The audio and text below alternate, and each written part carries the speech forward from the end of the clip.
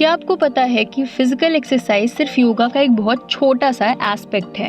चलिए आज आपको बताते हैं कि आखिर में योगा क्या है। सबसे पहले हम बात करेंगे भगवान शिव के बारे में। योग स्टडी के हिसाब से शिव जी को योगी या फिर आदि योगी माना जाता है, जिसका मतलब ये है कि शिव जी को योग का सबसे पहला गुरु माना गया है। कई हजार साल पहले हिमालय के क्रांतिवीर सरोवर झील के तट पर आदि योगी ने अपने इस योगिक ज्ञान को सबसे पहले माँ पार्वती को दिया था। सोर्सेस के हिसाब से माना जाता है कि कई हजार साल पहले महादेव ने इस योग के ज्ञान को सप्त ऋषियों यानी कि 7 ऋषियों में बांटा था। इसके बाद इन्हीं 7 ऋषियों ने इस योगिक ज्ञान को दुनिया के सभी हिस्सों में फैला दिया था। इसके बाद इंडिया में इस योगिक विद्या को सबसे ज्यादा एक्सेप्टेंस मिली थी। जैसे जैसे समय बीतता गया वैसे इंसान इस सब्जेक्ट के स्रोत को और स्मृति को यानी कि एंशिएंट टेक्निक्स को भूलता गया।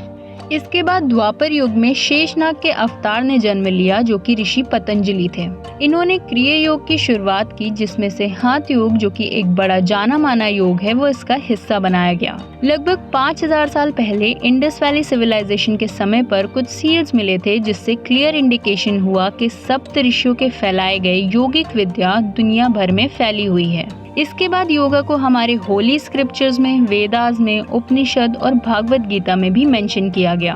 काफी समय तक योगिक विद्या एक मेन सोर्स रहा है, जो कि ये बताता था कि इस काल में योग का अस्तित्व था।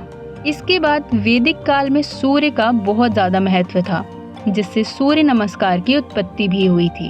भगवत गीता में अर्जुन का मार्गदर्शन करते हुए श्री कृष्ण ने योग के 3 भाग बताए थे: कर्म योग, भक्ति योग और ज्ञान योग। महर्षि पतंजलि के लिखे योग सूत्र में भी योग के 8 फोल्ड्स बताए गए हैं।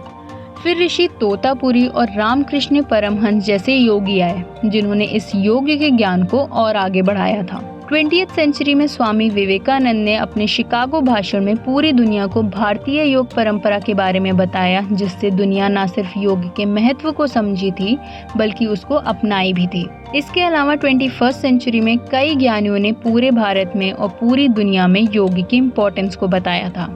आज के तारीख में अवेयरनेस फैला रहे योगा को अगर हम डिफाइन करें तो ये एक मेंटल, फिजिकल और स्पिरिचुअल डिसिप्लिन प्रैक्टिस का एक ग्रुप है, जो हमें जिंदगी में ठहराव सिखाता है और आत्म का एहसास भी करवाता है।